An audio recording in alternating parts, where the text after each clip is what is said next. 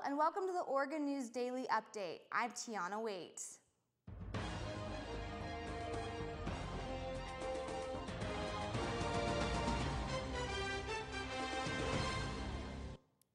Detectives have solved the puzzle of what caused that biker gang shootout in Waco, Texas this last weekend.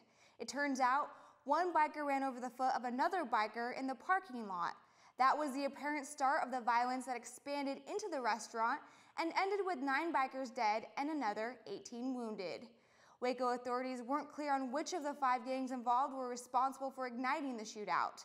More than 50 weapons were confiscated, including knives and guns. There may be more after authorities finished analyzing the crime scene.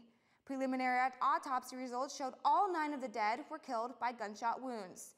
7 of the injured still remain hospitalized in stable condition. So far, 170 bikers have been charged with engaging in organized crime, and more arrests are expected. Closer to home, Lane County ballots have been tallied. Preliminary results are in. Lane County voters overwhelmingly rejected the $35 increase on vehicle registration, with 66% of the vote. Lane County Board Chair Jay Bozevich commented, "We appreciate the thoughtful evaluation that Lane County voters gave this important issue. Our goal from the start of this conversation has been to articulate the facts and give voters a choice. We know that we have more work to do to partner with our residents to achieve greater local control." An Oregon bill allowing women to access birth control without a doctor's prescription is back on the table after lawmakers decided to consider it in April. If passed, the measure would allow pharmacists to prescribe and dispense contraception to women. The House Rules Committee is scheduled to take up the proposal this afternoon. Oregon could become the second state after California to approve such legislation, allowing women to access birth control without a prescription.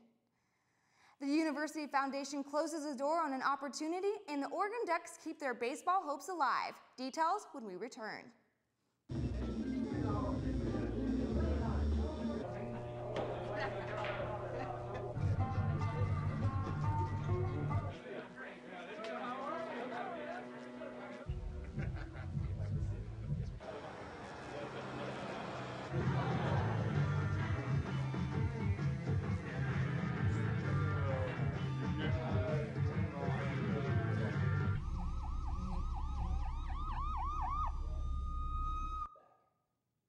The University of Oregon Foundation has decided to back out of a plan to develop EWUB's land on the bank of the Willamette.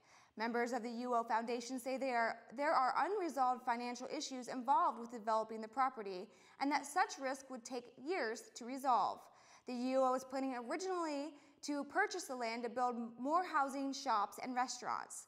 The Eugene Water and Electric Board, which owns the property, has yet to announce its next step. Turning to sports, the 5th and final game of the Civil War season series took place at Goss Stadium last night. The Beavers jumped out to a 2-0 lead after 5 innings and appeared to be in control, but the top of the 8th with the Ducks battled back.